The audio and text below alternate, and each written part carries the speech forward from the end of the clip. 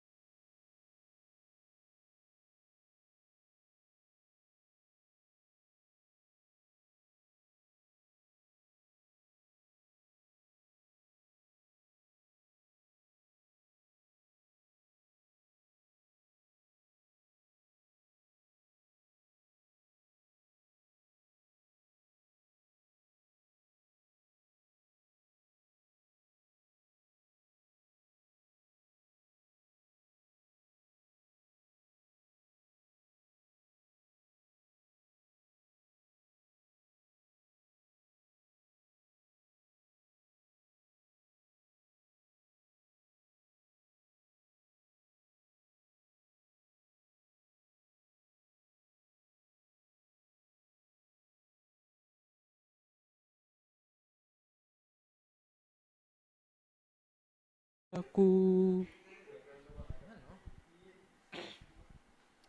Dua.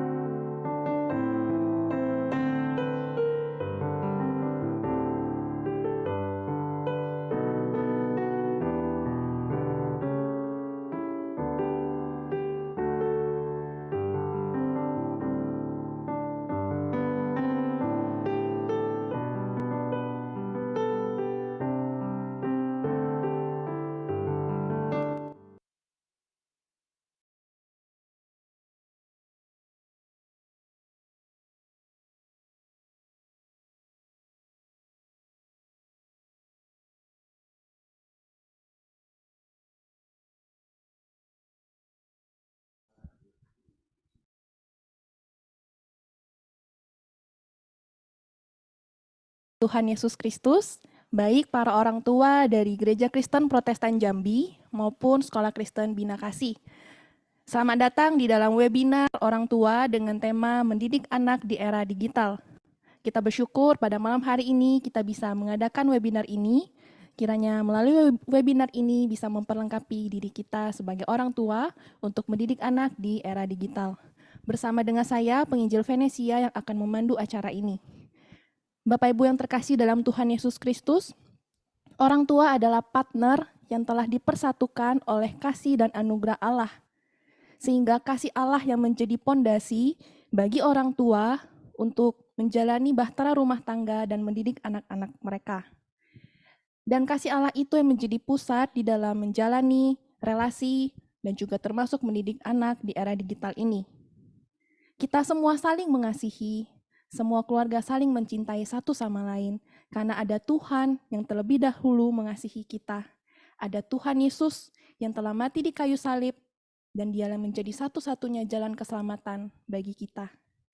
Bapak Ibu, Yesus sekali lagi yang menjadi pusat di dalam kita menjalani relasi di dalam keluarga, termasuk mendidik anak. Yesus cinta padaku, Yesus cinta pada engkau dan saya, dan semua keluarga. Ku cinta keluarga Tuhan. Mari sebelum kita memulai webinar ini, kita naikkan pujian Ku cinta keluarga Tuhan dan di medley Yesus cinta padaku.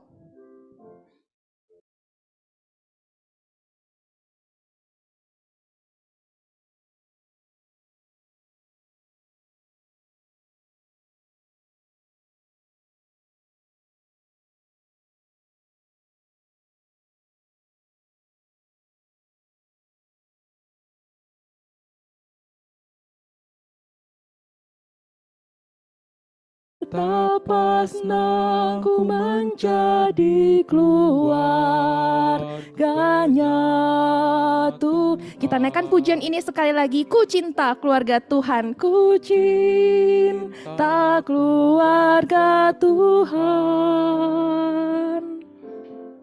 Terjalin mesra sekali.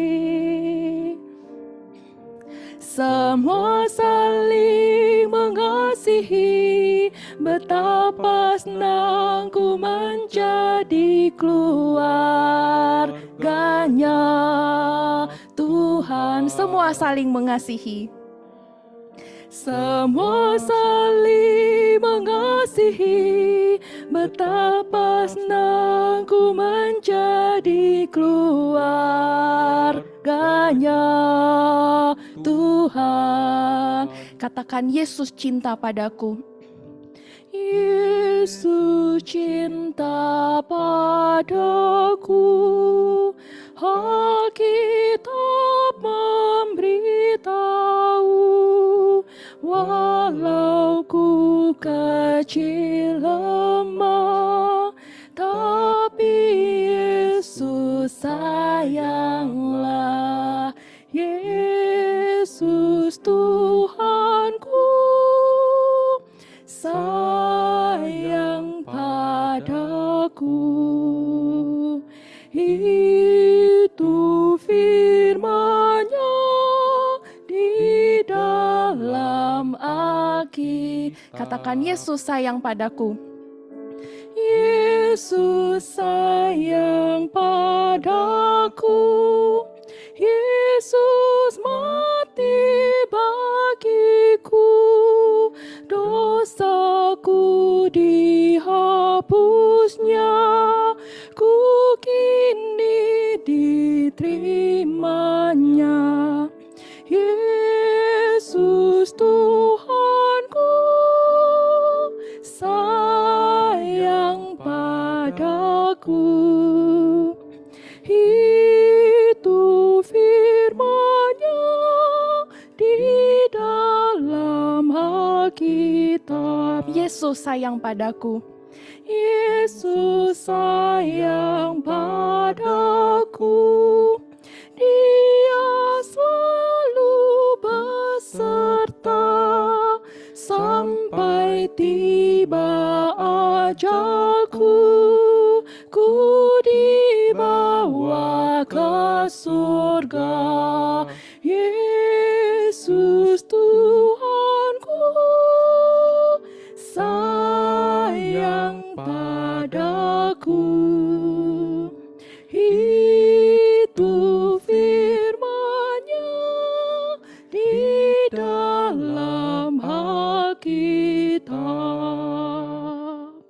Kasih Yesus yang menjadi pondasi di dalam bahtera rumah tangga dan keluarga kita, termasuk mendidik anak di era digital ini.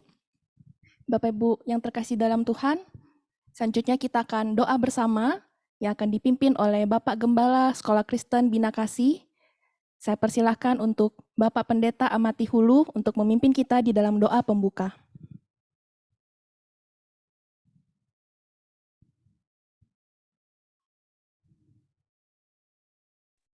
Mari kita berdoa.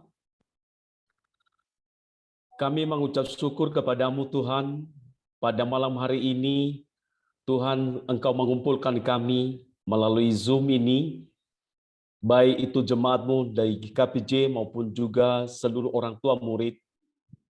Tuhan, kami boleh belajar firman-Mu, bagaimana kami mendidik anak-anak kami di era digital ini. Kami menyerahkan ke dalam tangan-Mu hamba-Mu, yang akan menyampaikan materi ini. Biarlah Tuhan pakai hamba-Mu Tuhan, sehingga boleh menjadi saluran berkat-Mu bagi kami pada malam hari ini, bagaimana seharusnya kami orang tua di dalam mendidik anak kami. Dan kami menyerahkan ke dalam tangan-Mu untuk jaringan yang kami pakai. Biarlah kiranya Tuhan berikan kelancaran, sehingga semua berjalan dengan baik.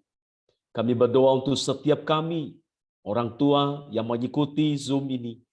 Mohon Tuhan, berikanlah kami ketenangan hati dan segala hal yang kami dengarkan, kami boleh terapkan nantinya di dalam mendidik anak-anak kami. Kami menyerahkan ke dalam tangan-Mu acara pada malam hari ini, dari awal, pertengahan, sampai akhirnya. Di dalam nama Yesus Kristus, Tuhan dan Juru Selamat kami satu-satunya kami berdoa. Amin. Ya, terima kasih kepada Pendeta Amati Hulu yang sudah memimpin kita di dalam doa pembuka. Bapak Ibu yang terkasih dalam Tuhan Yesus Kristus, kita bersyukur di tengah kita sudah hadir pembicara, yaitu Ibu Charlotte Priyatna yang memiliki passion di bidang pelayanan pendidikan, termasuk juga membina para orang tua. Bapak Ibu sekalian, Ibu Charlotte Priyatna mengambil S1 yaitu jurusan pendidikan pada tahun 1987 di Institut Keguruan dan Ilmu Pendidikan. Kemudian S2-nya juga mengambil jurusan pendidikan, Magister Pendidikan di Universitas Negeri Jakarta pada tahun 2012. Kemudian mengambil Magister Ministry pada tahun 2013 di STT Saat Malang. Dan pada tahun 1995, Ibu Charlotte juga mendirikan sekolah yang bernama Sekolah Atalia. Dan saat ini, beliau menjabat dari tahun 2020 sampai 2025, menjabat sebagai Ketua Yayasan Pendidikan Kristen Sekolah Atalia. Dan selama 30 tahun, Ibu Charlotte sudah berkecimpung di dalam dunia pendidikan. Kita bersyukur untuk kehadiran Ibu Charlotte di tengah kita. Dan sebentar lagi kita akan mendengarkan pemaparan materi mendidik anak di era digital oleh Ibu Charlotte Priyatna. Waktu dan tempat dipersilahkan. Ya, selamat malam Bapak Ibu. Terima kasih untuk kehadirannya malam hari ini. Saya bersyukur ya boleh ada di tengah-tengah Bapak Ibu. Dan ini salah satu keuntungan kita ketika kita bisa melalui Zoom, ya. Jadi Bapak Ibu bisa ada di rumah masing-masing. Saya juga tidak perlu ke Jambi, tapi saya bisa ada di tengah-tengah Bapak Ibu. Topik hari ini bagaimana mendidik anak di era digital. Dan kita ada di era ini, ya. Sehingga kita boleh melalui teknologi ini, Bapak Ibu, kita bisa bersama-sama mempelajari topik ini, ya, mendidik anak di era digital. Saudara, saya akan memperlihatkan Anda sebuah klip, ya. Apakah suaranya terdengar?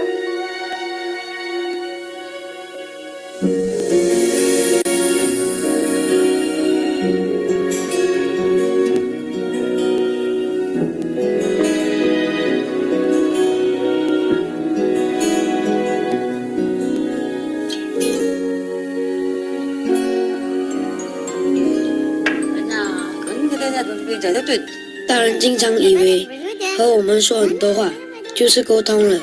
其实他们都是自己讲自己爽，而我们通常都是假装在听，然后一边进啾，另一边出。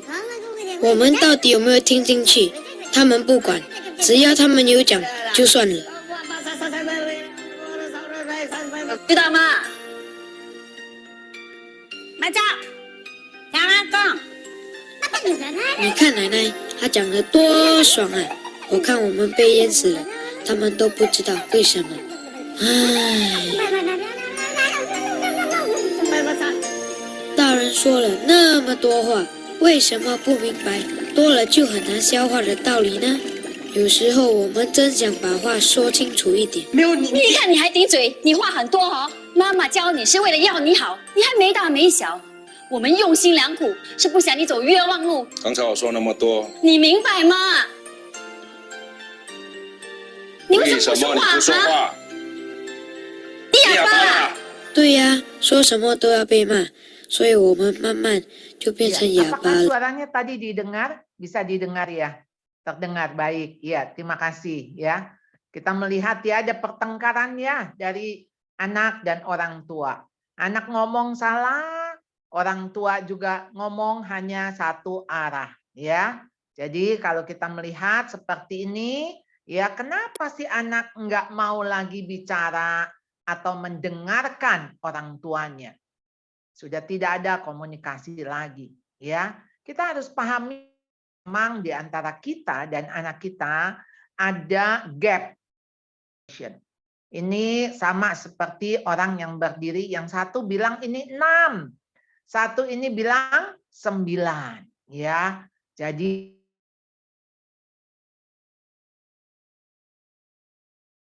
kita bilang, ayo mesti mandi sehari 2 kali. Mungkin anak bilang, ngapain mandi, nggak pergi kemana-mana. Ngapain mandi pagi, masih adem, masih dingin, nggak usah mandilah ke sekolah. Wah, orang tua bilang nggak boleh. Bangun tidur, mesti mandi. Nah, kita itu beda. Jadi kalau saya ini sekarang golongannya baby boomers, Bapak Ibu. Ya, saya lahir di tahun 60-an. Lalu anak saya ada di generasi Y, Gen Y. Dan cucu saya ada di generasi Alpha. Nah, mungkin anak Bapak Ibu ada di Gen Z ya. Lahirnya mungkin hampir 2010 ya, berarti ya. Kan mungkin udah SMP, udah SMA. Nah, jadi ketika kita ini mungkin Bapak Ibu generasi X ya. Generasi X punya anak generasi Z. Lihat ya, ada lompatan generasi. Nah, kita lahir atau kita besar di tahun 1900 sekian. Anak-anak kita lahir di tahun 2000 sekian. Angka depannya saja sudah beda.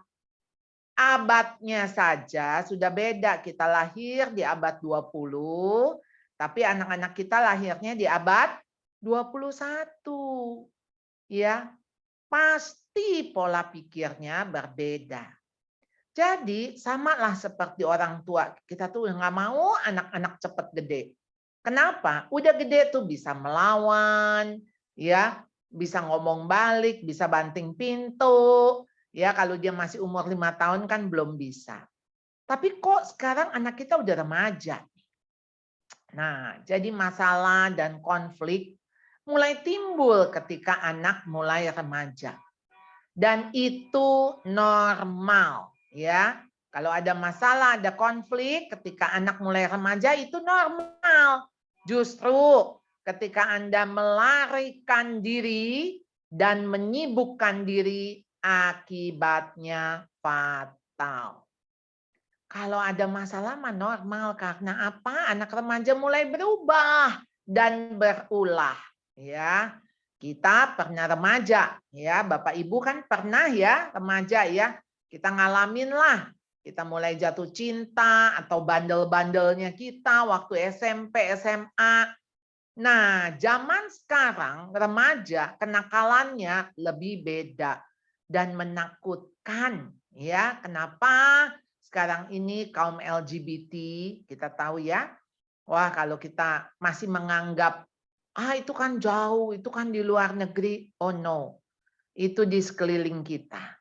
Ya, kalau anak-anak udah nggak betah di rumah, mereka keluar dari rumah. Nah, kaum LGBT ini tinggal buka tangan, buka pintu, welcome. Ya, dan ayolah, jangan anak-anak diambil, direnggut oleh mereka. Mari kita rebut ya supaya mereka kembali kepada kita dan kepada Tuhan. Saudara, keadaan manusia pada akhir zaman sudah dikatakan ya di dalam 2 Timotius 3 ayat 1 sampai 4. Saya akan bacakan. Keadaan manusia pada akhir zaman. Ketahuilah bahwa pada hari-hari terakhir akan datang masa yang sukar. Manusia akan mencintai dirinya sendiri dan menjadi hamba uang. Mereka akan membual dan menyombongkan diri. Mereka akan menjadi pemfitnah. Mereka akan berontak terhadap orang tua dan tidak tahu berterima kasih, tidak mempedulikan agama, tidak tahu mengasihi, tidak mau berdamai, suka menjelekkan orang, tidak dapat mengekang diri, garang, tidak suka yang baik, suka mengkhianat, tidak berpikir panjang, berlaga tahu, lebih menuruti hawa nafsu daripada menuruti Allah. Saudara, dari ayat 2, 3, 4 nggak ada yang positif. Semuanya ciri-cirinya semua negatif. Saudara, apa sih yang rusak? Relasi. Jadi saya mencatat di sini ketika relasi dengan diri itu menjadi rusak. Saudara, majalah Time, dia dengan covernya The Me Generation. Jadi makanya kalau orang selfie gitu ya, orang narsis dibilangnya ya, ayo dong narsis dulu dong. Makanya ada tongsis, tongkat narsis ya. Nah, Saudara, cinta diri itu bukan mengasihi diri. Cinta diri itu egois, egocentris, lovers of themselves. Dia tuh mencintai cuma dirinya aja yang dia cintai. Kalau dia mencintai diri, boro-boro dia bisa mencintai orang lain. Jadi kalau dia cinta diri yang ada apa? Dia membual, dia menyombongkan diri. Ya, bagaimana nih supaya dirinya kelihatan, menonjol, ya? Saudara, dia tidak dapat mengekang diri, lalu garang, tidak berpikir panjang, berlagak tahu. Saudara, orang kalau yang seperti ini sebetulnya relasi dengan dirinya itu rusak. Orang yang cinta diri itu nggak mengasihi diri. Bagaimana ya ada orang egois mengasihi dirinya? Enggak. Karena begitu dia egois, orang lain nggak suka. Nggak punya teman. Jadi bagaimana dia mengasihi dirinya? Yang pasti tidak mengasihi diri. Ya, karena apa? Karena dia egois. Nah, kalau udah egois, ini yang terjadi. Kalau relasi dengan dirinya rusak, maka relasi dengan orang lain juga menjadi rusak. Dia menjadi pemfitnah, tidak tahu mengasihi, tidak mau berdamai, suka menjelekkan orang, dan suka mengkhianat. Wow, kok mengkhianat suka ya? Ngejelekin orang kok suka? Makanya kita melihat ya bullying itu luar biasa. Ya. Jadi pemfitnah. Saudara, kalau kita ngikutin media sosial ya, wah berita-berita gitu ya, ini fitnah ini tuntut ini. Aduh, saudara pusing saudara ya, tapi itu ciri-ciri daripada generasi zaman ini. Pada hari-hari terakhir akan datang masa yang sukar. Lalu relasi dengan orang tua apa? Berontak kepada orang tua. Jadi saudara sudah dituliskan sejak ribuan tahun yang lalu bahwa zaman ini makin rusak, anak makin berontak dan tidak tahu berterima kasih. Dan ini asal muasalnya tentu relasi dengan Tuhan yang rusak. Dia menjadi hamba uang. Jadi uang nih sekarang segalanya, materi segalanya. Orang mati-matian cari uang, demi uang, tapi keluarga jadi hilang. Anak jadi terbuang. Jadi saudara tidak mempedulikan agama, tidak suka yang baik. Ya karena orientasinya uang, ya pastilah agama nomor sekian. Nanti aja kalau kita udah tua, kalau kita udah sakit-sakitan, nah baru kita mikir deh. Konteks sekarang, saudara, orang bisa kena serangan jantung kapan saja. Bisa pergi kapan saja. Manusia menjadi tidak suka yang baik, lebih menuruti hawa nafsu daripada menuruti Allah. Jadi saudara, ketika relasi dengan Tuhan menjadi rusak, maka relasi dengan orang lain, relasi dengan diri juga menjadi rusak. Jadi kebodohan melekat pada hati orang muda, tetapi tongkat didikan akan mengusir itu daripadanya. Jadi kenapa orang muda ini bodoh? Pasti bodoh yang dimaksud bukan bodoh stupid, bukan bodoh secara kognitif. Karena buktinya anak-anak sekarang begitu pandai. Tapi bodoh di sini adalah bodoh foolishness. Jadi bodoh apa? Bodoh hatinya. Jadi saudara harus dididik supaya kebodohan itu pergi daripada anak-anak ini. Pada orang muda ini yang tadi kita melihat relasinya menjadi rusak. Saudara, Amsal 22 ayat 6, didiklah orang muda menurut jalan yang patut baginya, maka pada masa tuanya pun ia tidak akan menyimpang daripada jalan itu. Bersyukur ya, kalau kita melihat sekalipun mungkin anak itu menyimpang, tapi ada satu janji Tuhan, maka pada masa tuanya pun ia tidak akan menyimpang. Karena apa? Waktu dia muda, kita betul-betul mendidik. Tongkat didikan itu. Tongkat di sini bukan artinya pukul, saudara ya. Sering orang kalau dengar tongkat itu artinya alat untuk memukul. Tapi ingat saudara, tongkat gembala. Tongkat gembala itu yang tinggi sekali, yang bisa dilihat oleh domba-domba. Jadi ketika ada tongkat yang tinggi, domba-domba bisa tahu, oh di mana itu gembalanya. Tongkat yang melengkung ya, tongkat yang bisa menyelamatkan ketika domba ini terperosok. Domba ini jatuh. Saudara, mendidik ketika ada tongkat didikan adalah otoritas orang tua. Untuk apa? Untuk mendidik anak. Bapak Ibu diberikan otoritas oleh Tuhan. Pakai otoritas itu. Sehingga pada masa tuanya pun ia tidak akan menyimpang daripada jalan itu. Jadi mari kita bersama-sama kita mengamini ayat ini. Jadi apa yang dirusak oleh zaman ini adalah relasi. Tadi relasi kita sudah melihat relasi apa saja yang rusak. Relasi dengan Tuhan, relasi dengan orang tua, dengan sesamanya, dan juga dengan diri sendiri. Saudara, ini ada satu klip ya, fubbing ya. Ada istilah nih, kata baru saudara, namanya fubbing, dari phone and snub ya, fubbing.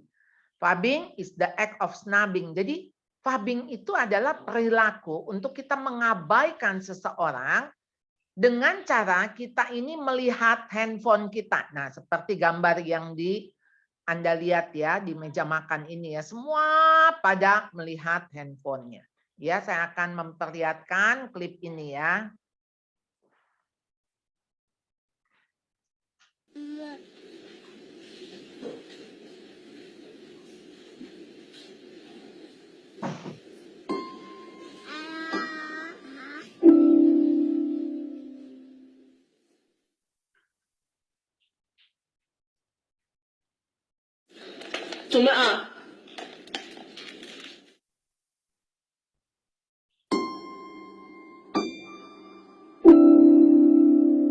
陪老爸下棋呢。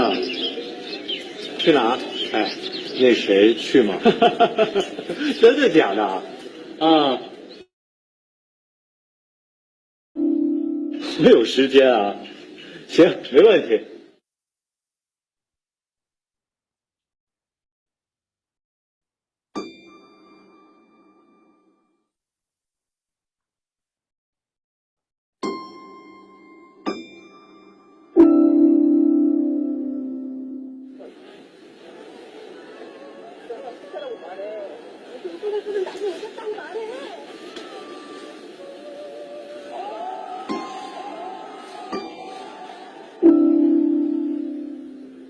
老婆，你看，你谁啊？神经啊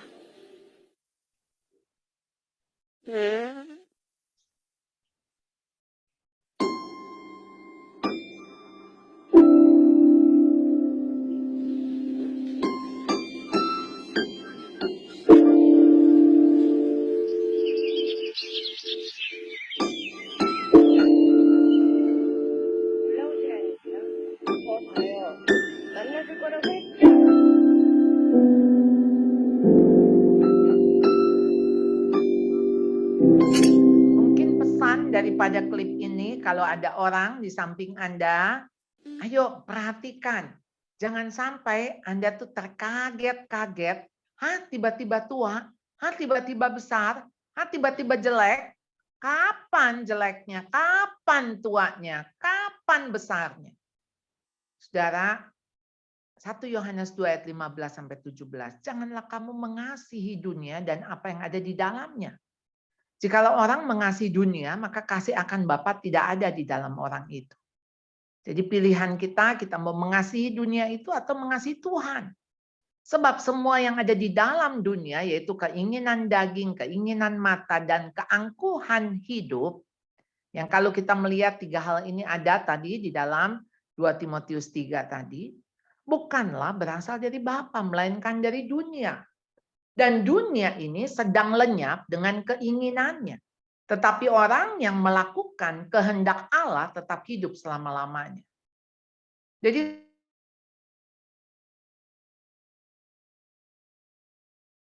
mengasihi dunia, dia akan memenuhi segala keinginan dunia. Keinginan daging, keinginan mata, keangkuhan hidup.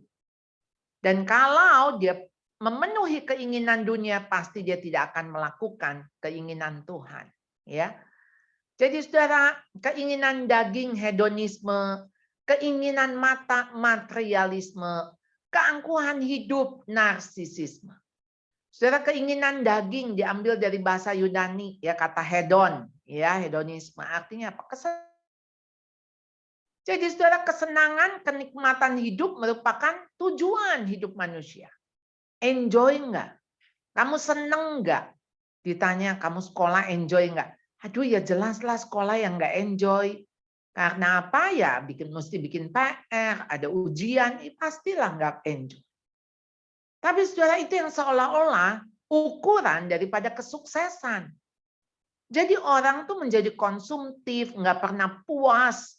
Karena hedon, ukurannya senang. Lalu sejauh mana kita bisa menyenangkan hati orang? Karena hati orang tidak pernah bisa dipuaskan. Gimana kita bisa menyenangkan hati anak? Yang kedua, materialisme. Harga diri, ukuran keberhasilan diukur melalui hal-hal yang bersifat materi. Ukur berapa digit, berapa harga rumahmu, berapa harga mobilmu, berapa banyak uangmu di deposito. Materi, berapa nilaimu, angkamu, ulanganmu berapa, ranking berapa. Saudara, seolah-olah kalau makin banyak digitnya, kita makin berhasil. Jadi makanya kemewahan hidup itu yang dikejar. Jadi manusia memperlihatkan, oh saya punya ini, saya pakai ini. Jadi manusia dinilai dari apa yang dan apa yang dicapai secara materi. Jadi saudara, yang ada keserakahan dan ketamakan. Karena apa? Orang merasa kurang. Terus cari lagi, terus cari lagi. Dan ini yang terjadi, saudara. Makanya kenapa ada crazy rich. Ya, unsur hedonisme dan materialisme luar biasa. Coba, ayo bisnis ini, Bitcoin, apa saya nggak ngerti ya. Nanti kamu bisa kaya seperti saya. Saya 1,5 tahun bisa begini, saya 1 tahun aja udah jadi begini. Kamu bisa, aduh, padahal uang itu, saudara ya, kita tahu ya penipuan ya. Nah, yang ketiga narsisisme. Saudara, perasaan cinta terhadap diri sendiri tadi ya, cinta diri. Orang yang narsis. Tentunya dia egois dan haus pujian dan individualistis. Jadi saudara, orang yang narsis ya, orang yang melulu lihat dirinya. Ya. Gimana supaya dirinya kelihatan cantik, kelihatan hebat. Makanya media sosial itu mewadahi, saudara. Jadi ketika foto kita diupload, ya kita makan apa, kita pergi kemana, kita perlihatkan. Supaya orang apa? Memuji kita, wah hebat loh. Udah pakai ini, udah pergi ke sini, udah makan ini. Jadi saudara, smartphone saat ini menjadi alat utama untuk berkoneksi dengan apa saja dan dengan siapa saja. Jadi saudara, ini ada alat. Alat ini sebetulnya apa ya? Saya harus katakan alat ini nggak dosa, nggak salah. Jadi yang salah yaitu waktu kita salah pakai. Sama seperti pisau. Saudara, ketika orang dibunuh, yang salah pisaunya, bukan kan? Bukan pisaunya yang salah. Tapi yang salah adalah orangnya. Pisau itu netral. Di tangan pembunuh, pisau itu bisa mematikan. Tapi di tangan dokter bedah, maka pisau itu bisa menyelamatkan. Bisa membuat orang itu hidup. Ya, maksudnya selamat gitu ya. Mungkin dari misalnya dioperasi kah gitu ya. Nah, jadi saudara, smartphone itu hanyalah benda, dia netral. Tetapi menjadi tidak netral ketika orang yang memakainya. Jadi saudara, di dalam pikiran kita, kitalah yang menguasai handphone kita, smartphone kita. Ya, ayo kasih saya berita, ayo kirimin foto ini, ayo mesti ke sini, mesti kirimin email, ayo ini. Memang saudara, handphone ini akan menolong kita banyak ya ketika kita menggunakan handphone ini. Tetapi di dalam kenyataannya, handphone ini justru yang menjadi tuan atas kita. Dia yang menyuruh mencharge ya. Coba baca, lihat lagi ya, dan kita terus-menerus ada di depan handphone kita. Saudara, tergantung kita memakainya untuk apa. Sama seperti kita menggunakan pisau. Apakah pisau itu untuk hal yang baik ataukah pisau itu untuk hal yang buruk, ya? Jadi mengapa sih di dalam komunikasi anak tuh malas mendengar kita? Ya karena orang tua munafik. Apa yang dikatakan dengan sesuatu yang dilakukan. Sehingga ini ada masalah di dalam komunikasi, ya. Kemudian kata-katanya kasar. Kata-katanya menyakitkan, ya, sehingga anak-anak udah nggak mau dengar lagi apa yang dikatakan oleh orang tua. Lalu sering mengungkit-ungkit atau suka membesar-besarkan kesalahan. Saudara, tentu saja kita bukan orang tua sempurna. Saya pun tidak sempurna.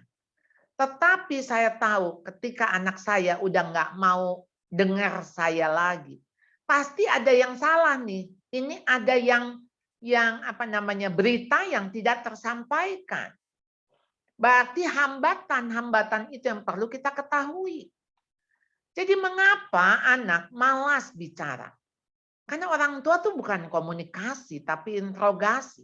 Kamu kemana? Sama siapa? Pulang jam berapa? Wah, saudara, kalau sudah diinterogasi anak juga merasa ya ampun, ini seperti ngajak ngomong atau ngajak berantem, kira-kira begitu ya. Jadi atau ya hanya basa-basi. Udah makan belum? Jangan lupa ya, ini ya, satu arah, saudara. Jadi bukan lagi bentuk diskusi.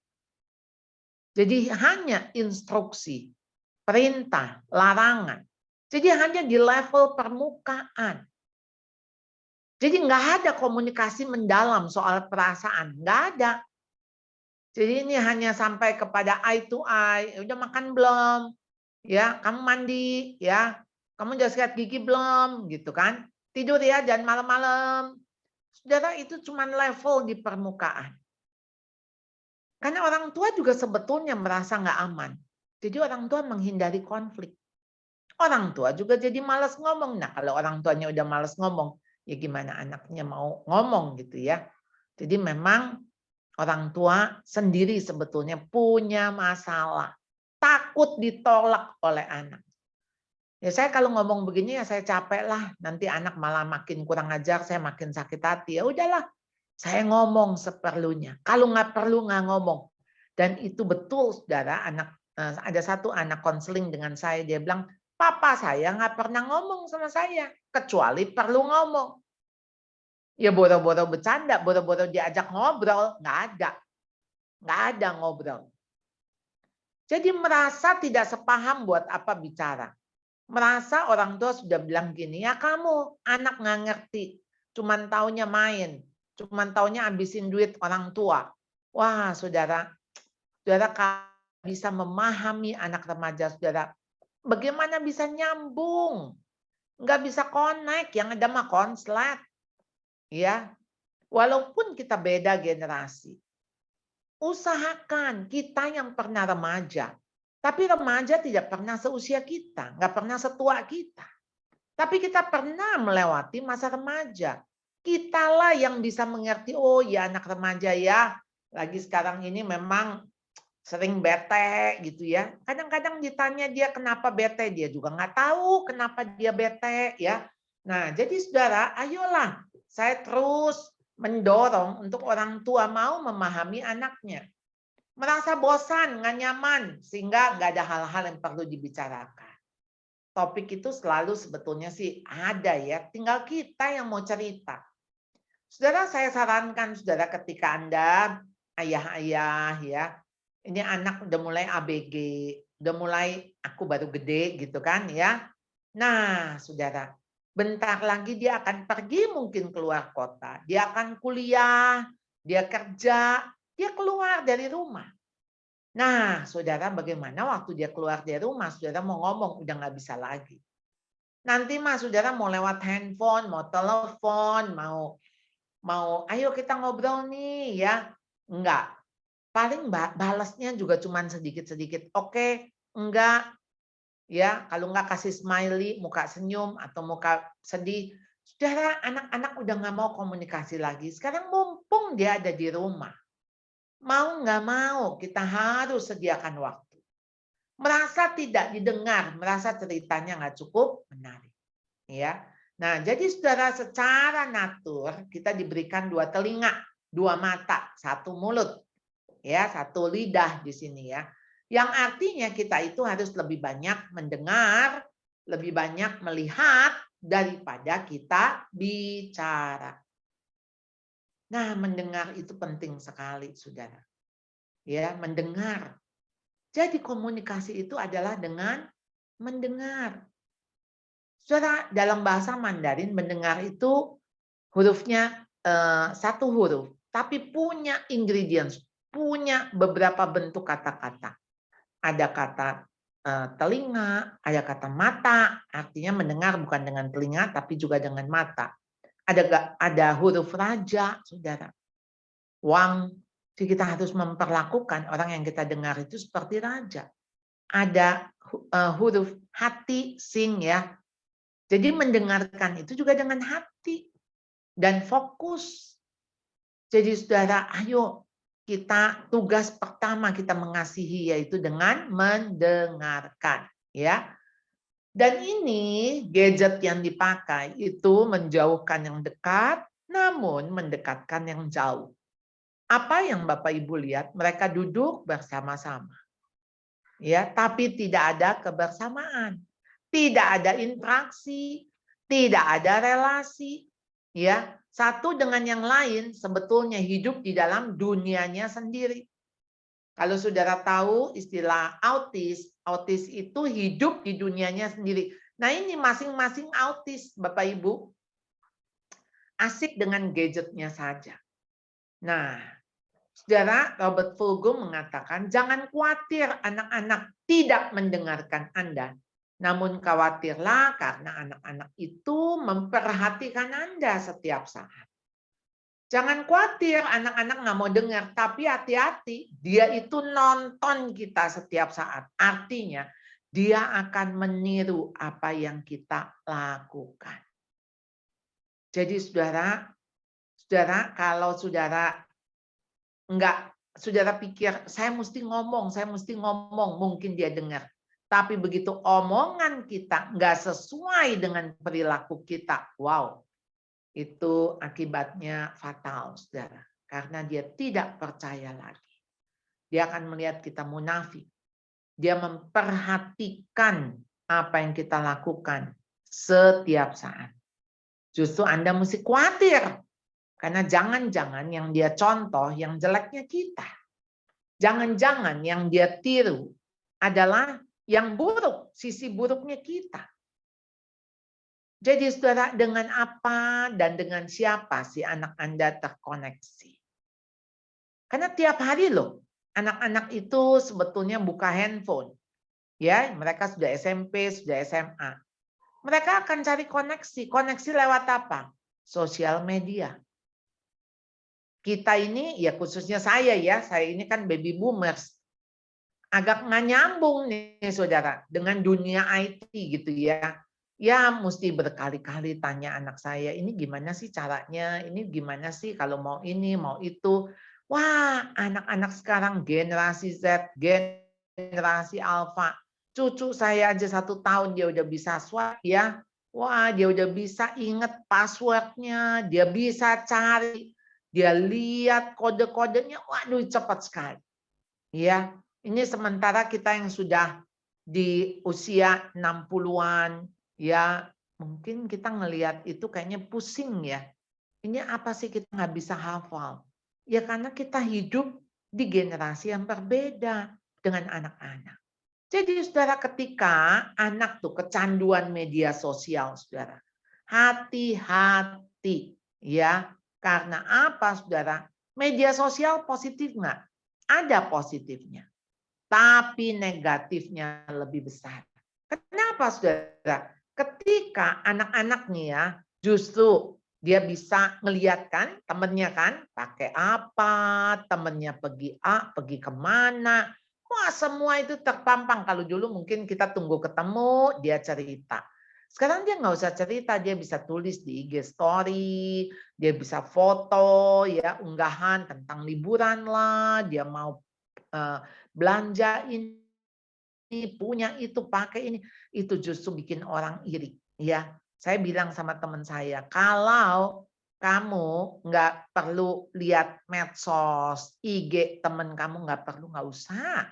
Itu bikin capek. Kita jadi lihat, oh dia jalan-jalan ke sini, oh dia pakai ini ya, dan sebagainya. Makanya media sosial tidak membuat saudara jadi sosial, ya. Jadi media sosial nggak membuat saudara jadi tambah sosial, ya. Yang ada malah menjadi tidak sosial, gitu kan? Merasa kesepian. Ya, justru semakin tinggi tingkat penggunaan media sosial, semakin tinggi tingkat perasaan sendiri dan kesepian. Jadi bahkan dokter psikiater mengatakan begini, kita jangan buka-buka medsos deh kalau lagi depresi, stres. Yang ada mah tambah stres dan tambah depresi. Jadi memang kenapa dia bisa merasa depresi, cemas? Karena medsos itu justru membuat orang tuh jadi kepengen di like, kepengen diketahui, kepengen dikomen gitu kan. Komen yang positif tentu yang kita harap. Wah kalau ada komen negatif, waduh kita tuh pikirin. Ya padahal orang itu cuman nulis begitu aja, atau orang itu cuman misalnya ya entah sengaja nggak sengaja dia unfollow gitu ya, dia tidak menjadi ikut gitu. Wah tapi buat kita kan kayak unfollow, unlike itu kayak ditolak gitu ya. Jadi orang-orang seperti ini bisa depresi dan overthinking. Lalu merasa cyberbullying, karena medsos tuh kita tuh bisa dibully ya, 7 hari seminggu, 24 jam sehari. Kalau dulu kan dibully hanya ketika kita ke sekolah, ketemu orangnya. Sekarang bisa dibully kapan saja. Ya. Lalu oleh siapa saja, baik yang kenal nggak kenal. Jadi saudara, sebetulnya anak-anak hidup di zaman ini, hidup di zaman yang sulit, ya, tantangannya lebih banyak, lebih besar, ya, ketimbang kita. Kita suka ngomong, kamu mah sekarang enak, pergi kemana-mana naik mobil, oh kamu enak, begini, begitu. Ya, sebetulnya zamannya berbeda, nggak bisa di-compare, nggak bisa dibandingin. Ya, sekalipun mereka mungkin secara fasilitas, ya, secara teknologi sekarang itu makin maju, tetapi justru tantangan-tantangan yang di depan, saudara, ya, kayak cyberbullying itu besar sekali tantangan ini. Ya, saya nonton satu film ya, judulnya ada bully-bullynya, cyberbully, ya, kalau nggak salah begitu. Jadi ini di Korea, saudara, ada satu komplotan, sindikat gitu ya. Jadi mereka kelompok yang waktu itu anak-anaknya lewat apa ya saudara ya, ada satu kelompok, kalau kita ada Line, ada WA gitu, ada Telegram. Nah, di kelompok itulah saudara yang jumlahnya ribuan, anak-anak cewek itu disuruh foto nggak pakai baju, ya. Nah, nggak tahu dijanjin apa dan sebagainya. Nanti ketika anak itu mau keluar, nggak mau lagi masuk di grup itu, nggak mau lagi disuruh-suruh, yang ada ancaman. Mereka bilang, saya tahu rumah kamu di mana, saya tahu sekolah kamu di mana, saya tahu orang tuamu nomornya berapa, saya akan bocorkan. Saya akan beritahu. Nah, anak-anak ini terpaksa ada di dalam daripada sindikat ini, ya, karena jelas fotonya itu ketika diberikan, foto itu bisa dijual ke orang-orang pedofil dan sebagainya. Nah, jadi anak-anak ini, saudara, sejak umur 13 tahun, 14, 15, banyak sekali karena jumlahnya ribuan, puluhan ribu, saudara. Anak-anak muda di usia remaja. Dan mereka jadi ada yang mau bunuh diri. Karena kan mereka nggak sanggup kalau ini dibocorkan. Aduh, malunya kayak apa.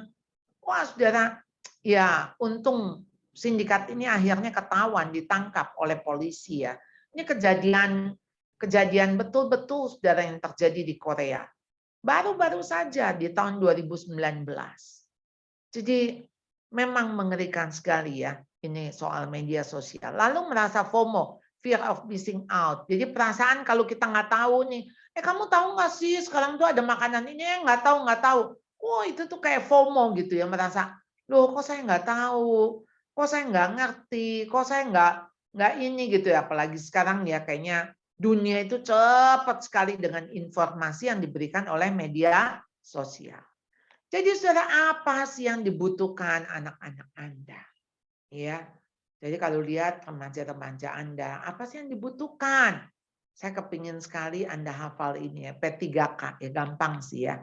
Penerimaan, pengakuan, penghargaan. Lalu semua ini tuh dibungkus dengan yaitu kasih. Jadi anak kita butuh diterima apa adanya. Bukan ada apanya. Diterima mereka. Sekarang kita perkecil konflik. Nggak penting, nggak prinsip, nggak usah diributin. Ya, karena apa? Memperbaiki relasi jauh lebih sulit. Ya, daripada kita memang membangun relasi. Jadi apa yang sudah dibangun jangan diruntuhkan. Anak butuh pengakuan, dipuji, dikasih afirmasi. Anak butuh penghargaan. Dia tahu dirinya berharga dan mulia. Sehingga kalimat-kalimat kita mungkin bentuk terima kasih gitu ya. Bentuk di mana kita tahu anak ini supaya merasa dirinya berharga. Nah, 3 hal ini jelas kasih, saudara. Kasih orang tua, bukan kasih yang menuntut. Kasih yang memberi, saudara, memberi penerimaan, memberi pengakuan, memberi penghargaan. Jadi ada masalah yaitu ketidakhadiran orang tua. Dalam proses pendidikan anak di rumah justru jadi problem keluarga masa kini. Karena apa, saudara? Sibuk, busy. Nah, waktu kita pakai kata sibuk, kita alasan, iya kan kita cari uang buat anak. Kalau enggak bagaimana anak sekolah, gimana anak makan. Betul, saya tidak memungkiri kalimat itu.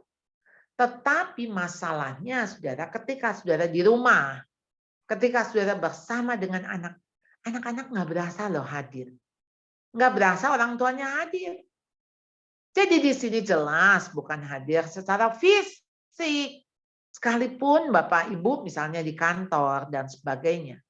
Apakah anak berasa nggak? Oh ini orang tua saya tahu nih, saya sedang ulangan. Saya sedang ujian. Dia berdoa buat saya. Wah saudara, sekalipun saudara ada di toko, di kantor, tapi anak bisa merasakan bahwa sesungguhnya sebetulnya saudara hadir dalam hidup mereka. Jadi spend time, not money on your children. Jadi ayo spend time, bukan spend money ya. Jadi bukan melewatkan, maksudnya menghamburkan uang, membelanjakan uang. Tapi anak-anak butuh waktu saudara. Saudara ada satu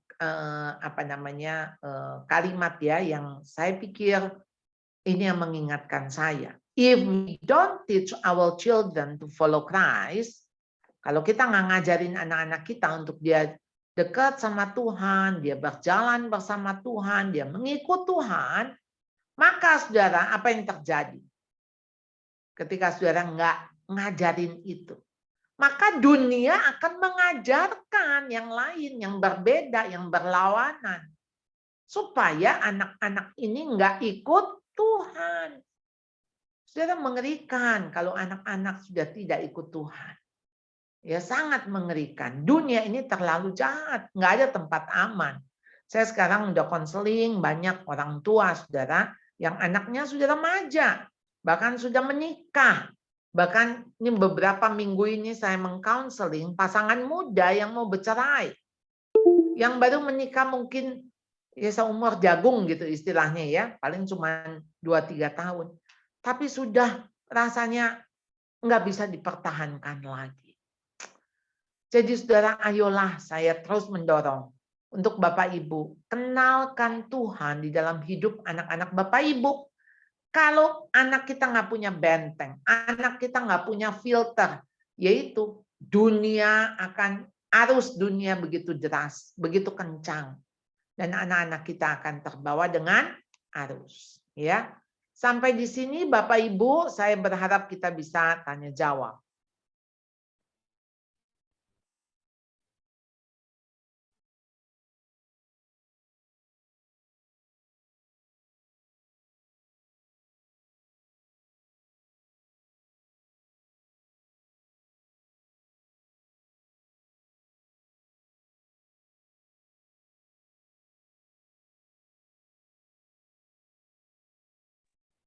Silakan Bapak Ibu kalau ada pertanyaan. Ya, terima kasih Ibu Charlotte sudah memaparkan materinya, kiranya boleh memberkati setiap kita. Sebelum kita akan melakukan sesi tanya jawab, mari kita buka kamera kita akan melakukan foto bersama. Ya, Bapak Ibu sekalian, silahkan membuka kameranya. Kita akan berfoto bersama untuk mengabadikan momen webinar ini bersama dengan Ibu Charlotte.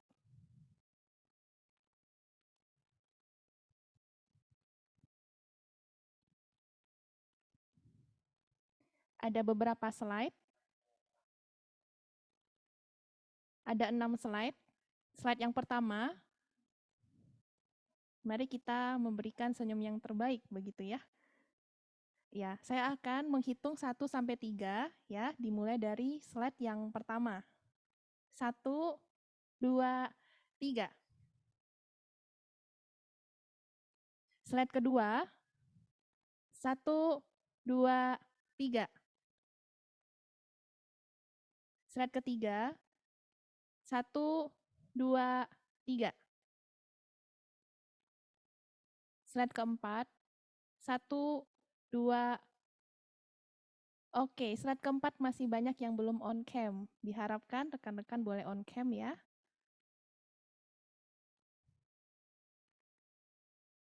Silakan Bapak Ibu yang belum buka kameranya.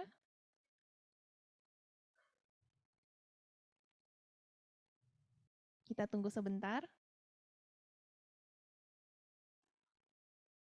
Slide keempat ya.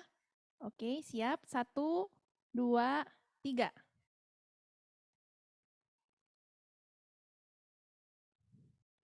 Oke, sudah semua. Terima kasih Bu Calo untuk pemaparan materinya. Sekarang kita akan melakukan sesi tanya jawab. Dipersilahkan bagi Bapak Ibu yang ingin bertanya, ya bisa secara langsung bisa raise hand atau juga bisa mengetik pertanyaan di kolom chat.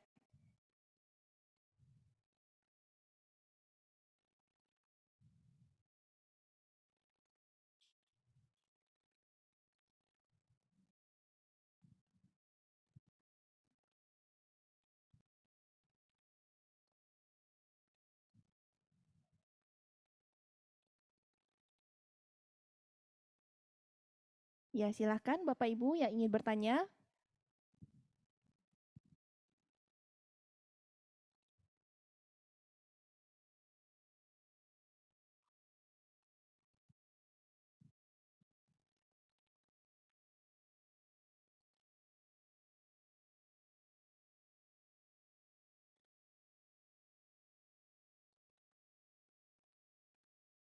Apakah ada?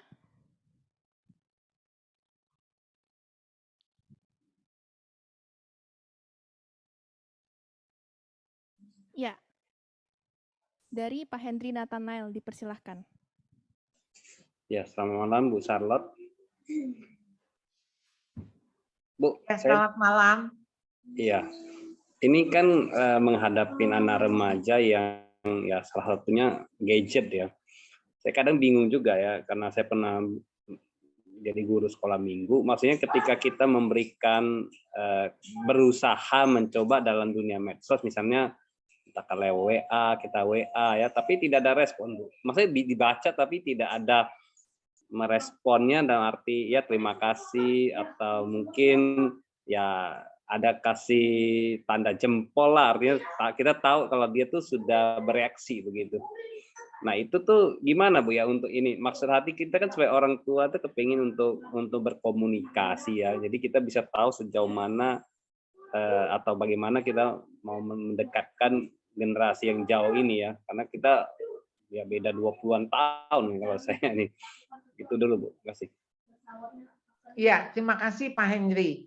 Sekarang saya tanya, kalau temennya yang berkomunikasi, dia kasih respon nggak?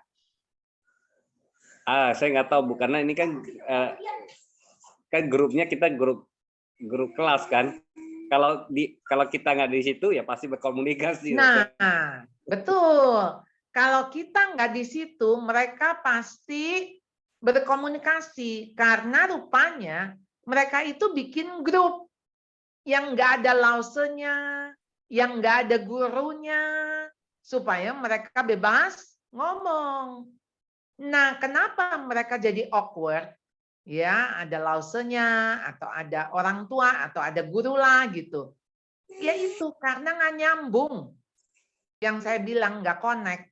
Karena kalau mereka misalnya komentar, nanti langsung ada apa ya? Ada komentar kan dari kita kan. Misalnya mereka bilang, Lause, kenapa sih mesti pakai itu? Ya udah, kamu nurut aja. Ini kan Lause umumin. Jadi mereka tuh kayak udah punya jawaban. Jadi mereka malas komen. Mereka nggak mau. Nah, jadi itu biasa ya, Pak Henry. Jadi apa yang harus kita lakukan? Mau nggak mau kita japri satu-satu. Jangan nulis di grup. Japri satu-satu.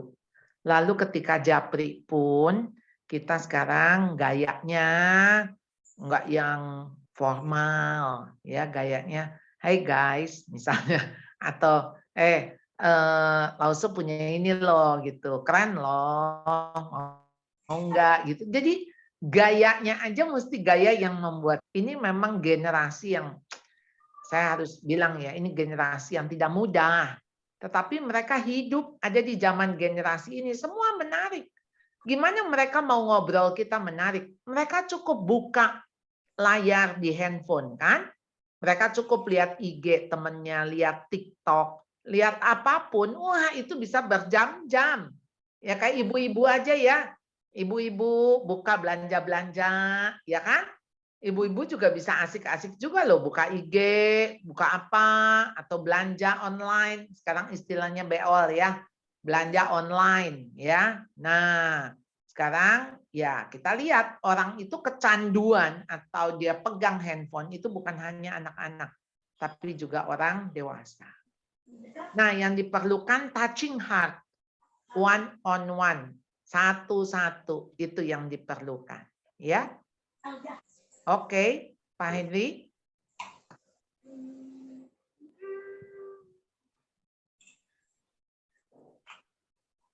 Ya, terima kasih Bu Calon untuk jawabannya. Apakah sudah cukup dari Pak Henry? Sudah cukup menjawab? Sudah ya? Oke. Kita lanjut pertanyaan di kolom chat ya, Ibu. Dari Bapak Martin Julianto. Bagaimana cara membatasi dan menjaga anak dari info-info yang tidak benar dari HP? Padahal saya sudah aktifkan Family Link, tapi tetap anak-anak bisa mengakses konten-konten yang tidak sepatutnya dilihat di usia-usia. Iya. Jadi kita jangan pikir bahwa anak-anak itu begitu kita batasi, kemudian dia bisa nggak lihat. Iya. Anak tuh punya 1001 cara. Jadi kita nggak bisa membatasi atau membentengi si anak kecuali kita membangun filter si anak. Apa yang dia boleh lihat, apa yang dia nggak boleh lihat, filternya tuh ada di dalam dirinya. Makanya kenapa Mazmur 119 ya, yang mengatakan dengan apakah seorang muda mempertahankan kelakuannya bersih, yaitu menjaganya sesuai dengan firman Tuhan.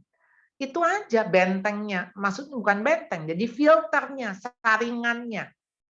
Karena nggak mungkin kita tutupin dia, nggak lihat ini, nggak lihat, temennya kirim. Kita bilang nggak boleh, tapi temennya yang kirim. Atau temennya yang kasih lihat di sekolah. Pakai handphone temennya. Jadi mungkin dia nggak buka di handphone kita. Ya, jadi atau dia buka dia langsung hapus misalnya ya. Jadi kita nggak bisa menghindari hal-hal seperti itu. Jadi kitalah nih yang sebagai orang tua, bagaimana bersama-sama dia mendampingi. Nah, pendampingan itu penting sekali. Karena di dalam membangun filter, anak perlu tahu ya bagaimana dia membedakan mana yang ini vitamin, mana yang racun. Jadi yang dilihat itu bisa jadi racun tapi bentuknya vitamin. Mana yang vitamin asli, mana yang palsu, kira-kira begitu loh. Ya, jadi mana makanan yang asli tapi mana yang racun. Kira-kira begitu, Bu. Iya, terima kasih Bu Charlotte. Semoga menjawab untuk Bapak Martin ya, tentang filter begitu. Oke, kita lanjut dari Ibu Shirley. Bagaimana cara menghadapi anak yang cenderung moody? Jadi kadang senang, marah, sedih, begitu. Iya. Jadi ini anak yang mungkin kita bisa golongkan anak sanguin ya. Jadi sangat kelihatan. Dia senang kelihatan, dia sedih kelihatan. Jadi ya anak seperti ini sebetulnya kalau gampang kelihatan ya Bapak Ibu nggak usah menerka-nerka. Ya pasti kelihatan suasana hatinya. Nah jadi kita harus dekat sama anak. Jadi kita tahu nih mana nih yang kondisi dia lagi senang. Kalau kondisi lagi senang ya mungkin kita nggak terlalu dekat nggak apa-apa. Tapi waktu dia bad mood, waktu dia sedih, murung. Nah, sebetulnya dia membutuhkan kita. Tapi membutuhkan kitanya juga jangan, kenapa sih kamu marah? Kenapa kamu nangis? Nggak usah ditanya. Memang dia sedang marah dan dia sedang nangis. Justru kita potongin dia buah, ini ada makanan enak. Mungkin dia jawab, nggak mau. Ya cobalah satu. Enak kok, kan kamu suka. Biasanya kamu makan. Ya, jadi kayak pakai pintu masuknya untuk bangun relasi. Karena dia pasti membutuhkan waktu dia marah, waktu dia nangis, dia butuh. Nah, kecuali konfliknya sama kita ya. Nah, kalau konflik dengan kita ya kita mesti rekonsiliasi. Kita minta maaf. Ya. Jadi, ayo Bapak Ibu, dia anak kita. Kurang lebih sifat-sifatnya yang mirip-mirip lah. Kalau nggak mirip bapaknya, ya mirip ibunya. Pasti kita tahu, kita bisa kenal. Ya. Next. Oke, terima kasih Ibu Charlotte. Semoga menjawab untuk Ibu Shirley ya. Kemudian kita lanjut pertanyaan selanjutnya. Ini tentang pembatasan penggunaan handphone. Ya, bagaimana cara untuk membatasi anak dalam penggunaan handphone saat di rumah tanpa ada yang mengawasi. Sementara ada single parent. Kemudian ada pertanyaan yang mirip-mirip begitu Ibu tentang pembatasan penggunaan handphone juga. Jadi ketika kita membatasi penggunaan handphone, anak itu protes. Begitu. Nah, bagaimana orang tua menanggapi ini termasuk pembatasan penggunaan HP dalam hal bermain game? Oke. Semua batasan itu kan bagian dari disiplin. Sama batasan itu boundaries, itu disiplin. Jadi bagaimana dia menggunakan, kita udah kasih tahu, kamu main setengah jam, kalau kita nggak ingetin bablas. Disiplin itu bukan cuma soal pakai HP. Disiplin itu semua area hidup kita. Ya, mulai dari kita bangun tidur, kita mulai makan, kita mulai mengerjakan sesuatu, itu semua butuh disiplin. Manajemen waktu. Ya, bukan cuma HP aja kan. Termasuk kita nonton. Nah, kalau orang tuanya nonton drama Korea sampai jam 4 pagi, gimana itu disiplin? Ya. Bagaimana anak bisa kalau disiplin itu artinya ketika anak ini bisa memiliki self control. Ya, dia bisa mengontrol dirinya. Nah, itu nggak mungkin kalau nggak dibiasakan sejak kecil. Jadi waktu dia yang dikontrol, wah pasti ada konflik. Dia akan berusaha kalau mamanya nggak ingetin atau dia bilang bentar lagi. Apalagi kalau kita nggak konsisten ya. Saat ini boleh, besok nggak boleh. Nah, dia bilang kemarin aku dikasih kok. Atau dia berusaha, dia bilang ya udah, nanti aku habis makan cepet, aku main lagi ya. Wah susah sekali. Nah, jadi saudara, dengan handphone ini saudara nggak bisa eliminasi. Eliminasi itu maksudnya diambil, kemudian dibuang, maksudnya dipisahkan, nggak bisa. Saudara mesti substitusi. Substitusi itu mengganti. Apa yang enak diganti dengan yang enak. Jadi saudara, ketika yang enak nggak diganti sama yang nggak enak, ya nggak mau. Kamu jangan main HP. Bantuin mama cuci piring. Ya nggak mau. Wong yang enak diganti sama nggak enak. Sikat WC. Ya nggak mau. Jadi apa yang dilakukan, dia enak. Anda mesti punya, istilahnya apa ya, kegiatan pengganti yang membuat anak ini mau melakukan itu. Karena tertarik. Karena senang. Nah, saya harus beritahu bahwa handphone kan benda aja ya. Tapi ketika dia chatting, ketika dia main, ketika dia nonton, apa sih yang diisi? Jadi yang diisi ini adalah bukan pikirannya, tapi hatinya. Semua bentuk kecanduan itu dari kekosongan, dari kesepian.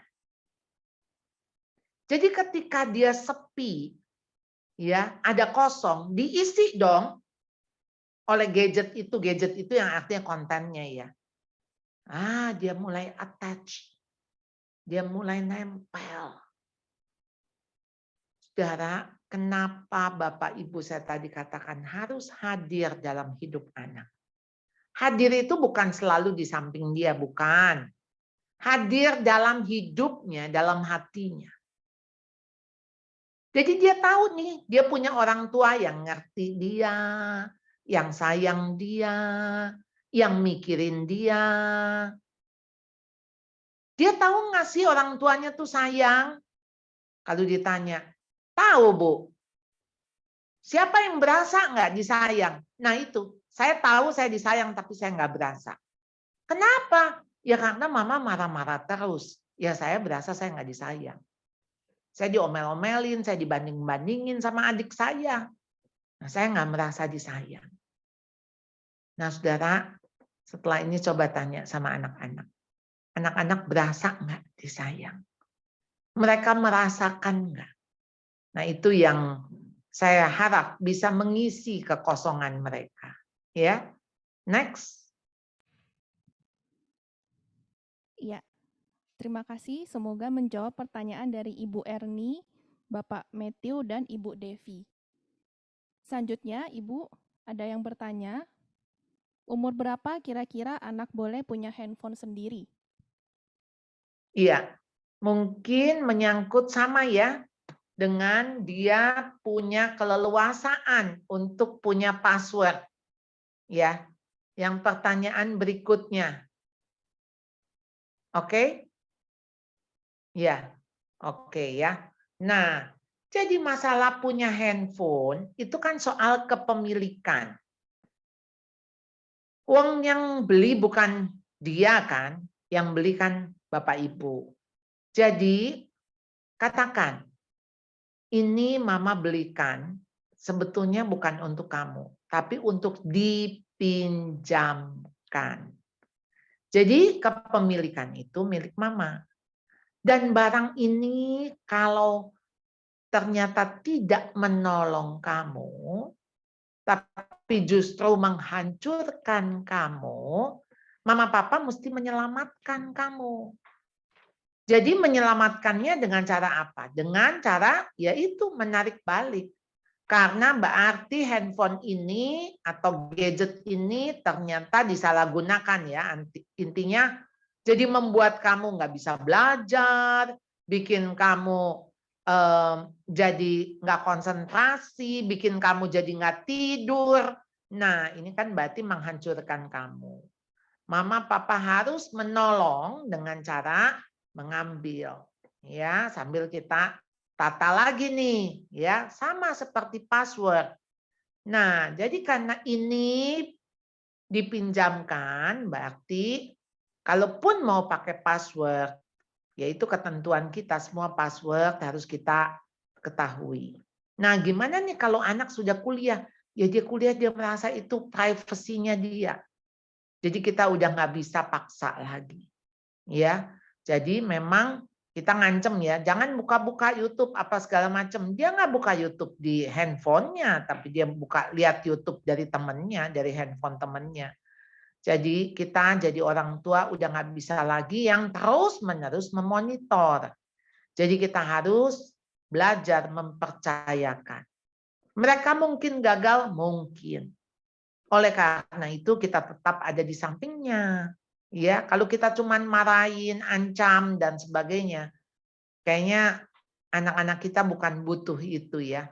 Tadi kan penerimaan, pengakuan, penghargaan dengan kasih. Ya, itu yang anak-anak butuhkan, ya. Oke, next. Terima kasih Ibu Charlotte. Jadi menarik ya, kehadiran itu sangat penting ya, kehadiran orang tua bagi anak-anak dan juga berkaitan dengan kepemilikan. Ya, status kepemilikan itu adalah orang tua ya dan pinjam ke anak yang khususnya masih kecil begitu. Semoga menjawab untuk pertanyaan dari Ibu Ici. Selanjutnya berkaitan dengan password nih Ibu Charlotte ya. Ada yang bertanya kalau pas SMA orang tua bisa tahu password HP dari anaknya pas SMA, tapi pas kuliah anaknya SMA, anak yang kuliah ini tidak kasih passwordnya. Nah kemudian Itu yang tadi saya udah jawab. sudah sekalian ya? Ya. Oke. Berarti oke, dari Ibu Fitriani sudah, semoga menjawab ya untuk Ibu Fitriani. Kalau begitu kita lanjut ke Ibu Febrika. Ya, anaknya masih sekitar 4,5 tahun. Kemudian selama ini memang tidak ekspos dengan gadget, YouTube, dan sebagainya. Kadang hanya main game dari iPad. Tapi ada kalanya anaknya membanding-bandingkan, kok temennya si A, B, C nggak apa-apa main HP. Nah, jadi soal perbandingan dengan anak-anak lain begitu, Bu. Bagaimana Iya, mengatasi hal betul. ini? Jadi memang kita ada di tengah-tengah sebuah lingkungan yang kalau kita punya value nggak sama dengan lingkungan kita, itu sulit sekali. Kalau Bapak Ibu tahu ada satu quotes ya, it takes a village to raise a child. Dibutuhkan sebuah kampung, sebuah desa untuk membesarkan seorang anak. Jadi anak itu tuh nggak bisa tumbuh dengan sendirinya. Dia tumbuh juga dengan teman-temannya, dengan tetangganya, dengan lingkungannya.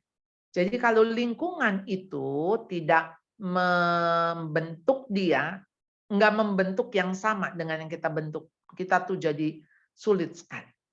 Karena buat kita nggak boleh, di tempat lain jadi boleh gitu kan, setengah mati. Nah, jadi kalau saran saya sih, Bu, kalau Ibu punya teman-teman yang satu paham, senilai, nah kita bergaul. Jadi kita sama-sama tuh grupnya. Sama ibu-ibu yang punya value yang sama. Nanti anak-anaknya juga jadi bergaul dengan value yang sama juga. Ya, makanya kenapa sekolah itu harus jadi komunitas. Komunitas yang memiliki value yang sama. Jadi kalau value-nya sama di gereja, di sekolah, value-nya sama, kita nggak repot. Karena dia mau main ke rumah teman, value-nya juga sama kan? Dari orang tuanya itu. Ya. Oke, next. Ya, semoga menjawab untuk Ibu Febrika. Selanjutnya Ibu, bagaimana cara memberi pujian kepada anak agar anak itu tidak besar kepala? Iya. Jadi gimana pujian itu pujian yang membangun. Jadi yang dipuji bukan pencapaiannya. Yang dipuji bukan sesuatu yang tidak bisa berubah. Nggak perlu dipuji. Oh, mata kamu bagus ya, rambut kamu bagus ya, nggak usah. Itu nggak bisa berubah. Ya, jadi yang kita puji adalah karakternya. Yang kita puji adalah usahanya. Ya, jadi yang kita puji bukan bagus ya kamu dapat 10, enggak. Nah, kamu pasti belajar sungguh-sungguh. Ya, sehingga kamu dapat 10, ya. Jadi yang dipuji belajar sungguh-sungguhnya. Ya. Jadi yang dipuji adalah usahanya, karakternya. Sehingga dia nggak akan besar kepala, tapi justru terdorong melakukan lagi. Karena memang karakter itu dibangun di atas pujian. Ya, nggak bakal sombong. Apa yang mau disombongin? Maksudnya, wah kamu rajin ya nak. Mama seneng kamu rajin. Jadi bukan, wah hebat nih anak mama. Nah kalau udah hebat anak mama, bentar lagi hebat mamahnya gitu kan. Siapa dulu dong mamahnya? Nah itu bukan pujian, ya itu jadi sanjungan. Jadi kita harus bedakan sanjungan dan pujian. Pujian itu sifatnya afirmasi. Pujian itu peneguhan. Kalau sanjungan itu menyanjung. Kayaknya kita hanya boleh menyanjung Tuhan ya, yang kita sanjung ya. Kalau manusia mah jadinya tersanjung nanti tersandung ya, Bapak Ibu ya. Oke, next. Ya, terima kasih Bu. Selanjutnya, bagaimana kalau kita minta anak kerjain sesuatu tanpa harus disuruh berulang-ulang? Kadang juga harus dimarahi baru anak itu baru bisa mengerjakannya. Ya, karena ini masalah komunikasi.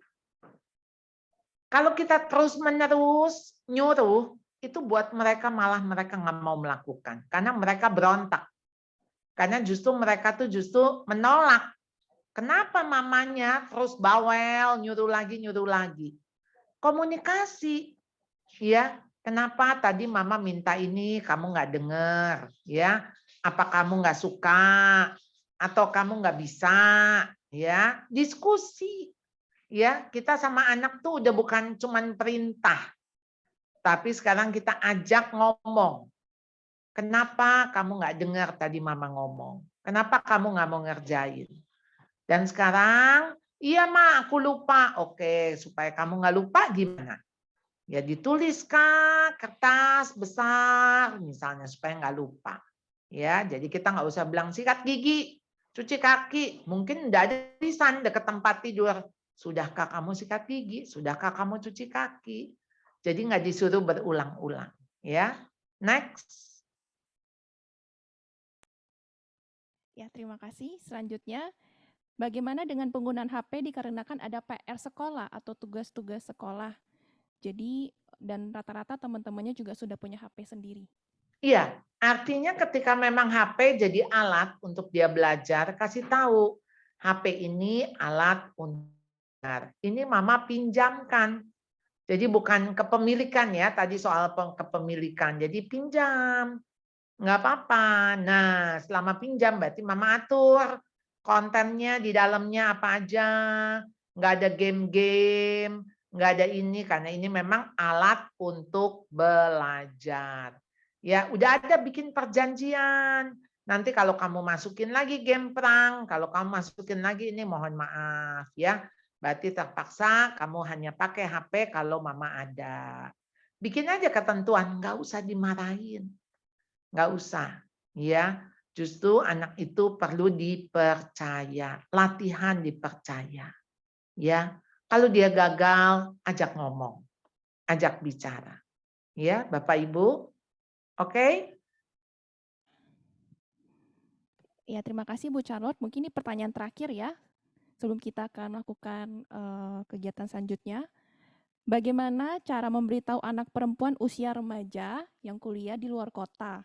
Kemudian pengaruh dari teman-temannya yang baru kenal dan teman-temannya suka pergi ke dunia malam, padahal orang tua sudah melarang dan memblokirnya. Iya, kalau anak sudah keluar dari rumah, sulit sekali Bapak Ibu. Bapak Ibu nggak bisa untuk memonitor. Dan mereka sudah dipengaruhi oleh teman-teman. Ada saat-saat di mana kita juga udah nggak bisa pegang lagi tangan mereka ya. Saya tahu ini pasti bergumul. Oleh karena itu, Bapak Ibu yang anak-anaknya belum berangkat, belum pergi, belum keluar dari rumah, bangun hubungan dekat ya sama anak erat supaya apa yang kita pernah ngomong, mereka tahu ya. Maksudnya gini, bukan mereka menyenangkan hati kita, mereka tahu bahwa kita tuh sayang mereka. Sehingga ketika kita kasih nasihat itu demi mereka, bukan demi diri kita. Karena anak itu nggak ngerti, mereka pikir, wah kesenangan saya dibatasin. Kok anak lain boleh, kenapa saya nggak boleh? Ya ini mama kolot, ya mama aja yang nggak mau anaknya bahagia misalnya. Nah itu yang mesti dibangun dulu sebelum anak terlanjur keluar. Tapi kalau anak sudah keluar, sementara hubungan nggak ada, ya itu mah tinggal berdoa Bapak Ibu. Doa. Karena kita nggak tahu ya anak itu nanti bertemu dengan siapa, bicara dengan siapa yang mungkin nanti temannya mengkhianati dia dan sebagainya. Mungkin harus ada pengalaman-pengalaman seperti itu sehingga dia bertobat atau dia jadi sadar. Ya kita berdoa. Kalau ibu marahin, bapak marahin anak itu, kamu nggak boleh ya keluar lagi. Justru dia semakin melakukan. Jadi jangan jangan diancam ya karena anak sudah di luar ring ya. Oke. Ya demikian sesi tanya jawab kita pada hari ini. Terima kasih Bu Charlotte sudah menjawab pertanyaan-pertanyaan ini. Selanjutnya kita akan melakukan pengisian form evaluasi. Silakan Bapak Ibu mengisi form. Link sudah dibagikan di kolom chat. beberapa menit ke depan, silakan Bapak Ibu mengisi form evaluasi dari webinar pada malam hari ini.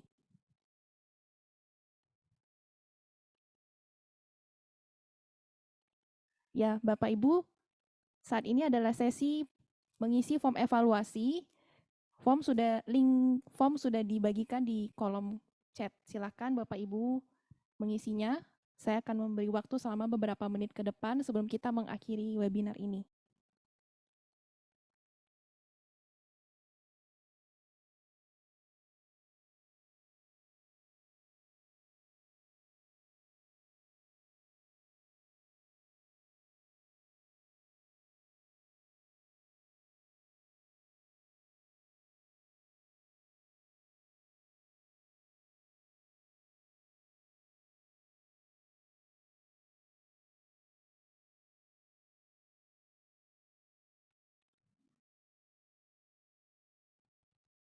Ya, mungkin sambil mengisi ya, Ibu Charlotte, ada pertanyaan terakhir. Bolehkah memberi hadiah jika anak jadi juara kelas? Untuk apa tujuannya? Karena kan Anda sedang tidak bertransaksi. Ya, jadi Anda sedang maksudnya begini. Begitu dia jadi juara, itu hadiahnya. Dia sudah dapat hadiah juara, jangan dibayar lagi. Ya. Kalau Anda mau traktir, mau ajak makan, nggak apa-apa. Tapi kalau enggak motivasinya, dia melakukan itu demi hadiah. Jadilah Anda sedang memberikan iming-iming. Jadi dia melakukan motifnya, jadi karena ada hadiah dia melakukan. Kalau kita mau terima kasih, mau atas kerja keras dia, rayakan aja, celebrate. Jadi ajak dia makan bersama, begitu. Jadi bentuknya bentuk hadiah, bukan bentuk uang, bukan bentuk handphone. Ya, bentuk kasih sayang, perhatian. Ya, kira-kira itu, Bapak Ibu, ya.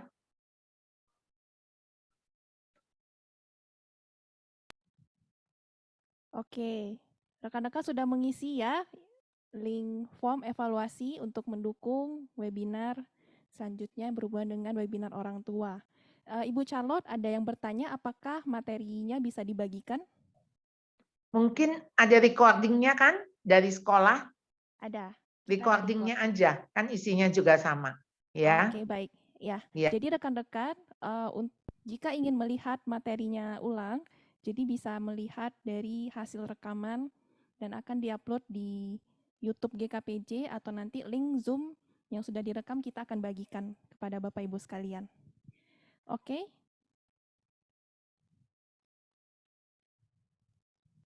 Ya, kita akan menutup webinar kita pada malam hari ini. Doa penutup akan dipimpin oleh Bapak Ketua Majelis GKPJ, Bapak Patno.